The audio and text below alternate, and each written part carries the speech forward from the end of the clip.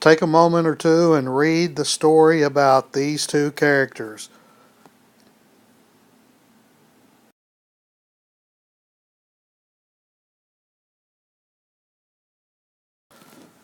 Here's another situation where I don't necessarily agree with the book. It tends to take on the idea that advanced technology is only good for the disabled. I don't necessarily agree with that. We'll get into situations as we advance and consider tennis, for example, where they now have these really light rackets with a big head on them, and you'll see the difference in the old wooden rackets and the size of the head on them, where you had to hit it perfectly in order to hit it across the net. So you'll see that, and you consider other methods of advancement in sport thanks to technology.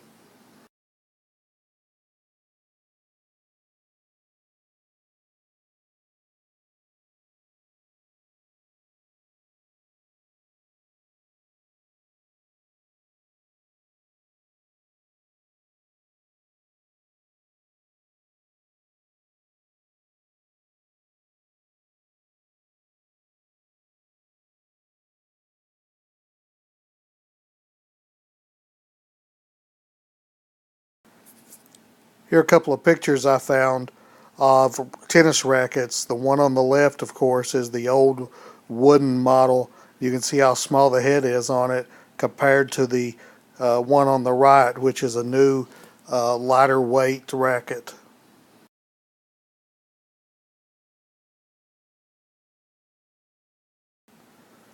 Here are several examples of advancements in sport and what has been accomplished with them.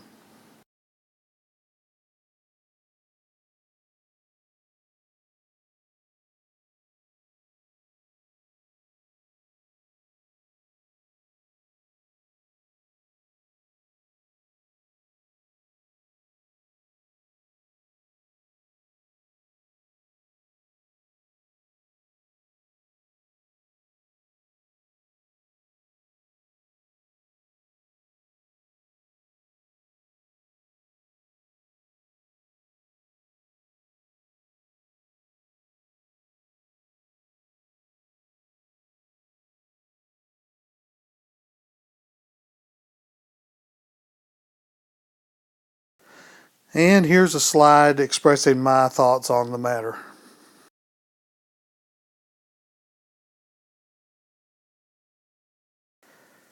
If you will take time to look, there are several YouTube videos of Uwe Hahn from East Germany. It'd also be of interest to you to note that Germany used to be split into East and West Germany. I don't know if you knew that or not.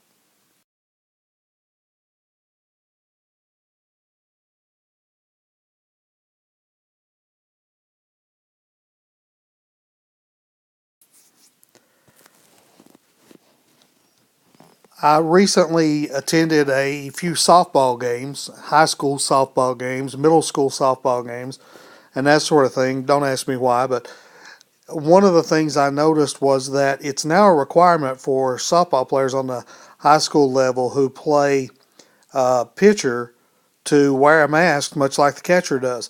But what you'll also see, and I saw one team play where every player in the field, even the outfielders, were wearing masks because of the danger of the exit velocity of a ball when it's hit with a new composite bat.